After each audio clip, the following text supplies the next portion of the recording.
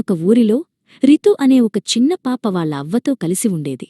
ఒకరోజు సాయంత్రం రితు వాళ్ళ ఇంటి పెరట్లో ఉన్న పెద్ద మర్రి చెట్టు కింద దిగాలుగా కూర్చుని ఉంది.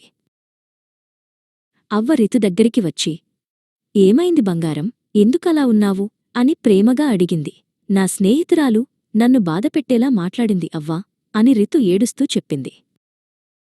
అవ్వ రితు కళ్ళు తుడిచి, "పద, నీకు ఒకటి చూపిస్తాను" అని పెరట్లోని పూల మొక్కల దగ్గరకు తీసుకెళ్ళింది. అక్కడ ఒక గులాబీ మొక్క, దాని పక్కనే ఒక ముళ్ళ పొద ఉన్నాయి. "చూశావా రితూ, ఈ గులాబీ మొక్క ఎంత అందంగా ఉందో! మనం ప్రేమగా మాట్లాడే మాటలు కూడా ఇలాంటివే.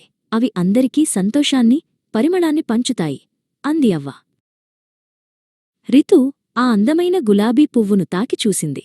దాని మెత్తదనం, సువాసన తన మనసుకు హాయినిచ్చాయి. తరువాత అవ్వ ముళ్ళ పొదను చూపిస్తూ, "మనం కోపంగా, కఠినంగా మాట్లాడే మాటలు ఈ ముళ్ళలాంటివి. అవి ఇతరుల మనసును గుచ్చుకొని నొప్పిని కలిగిస్తాయి" అని చెప్పింది. రితుకు తన స్నేహితురాలు అన్న మాటలు గుర్తొచ్చాయి. అవి నిజంగానే ముళ్ళలా తన మనసును గుచ్చాయనిపించింది.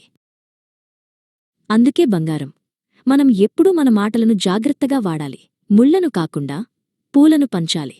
అప్పుడు మన చుట్టూ ఉన్న ప్రపంచం కూడా ఒక అందమైన తోటలా ఉంటుంది అని అవ్వ చెప్పింది. రితుకు అవ్వ చెప్పిన మాటలు బాగా అర్థమయ్యాయి. "నిజమే అవ్వా, నేను రేపు నా స్నేహితురాలితో ప్రేమగా మాట్లాడతాను" అని నవ్వుతూ చెప్పింది.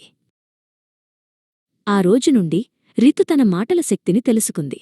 ఎప్పుడూ అందరితో ప్రేమగా మాట్లాడుతూ తన మాటలతో ఆనందాన్ని పంచే ఒక పూలతోటలా మారింది.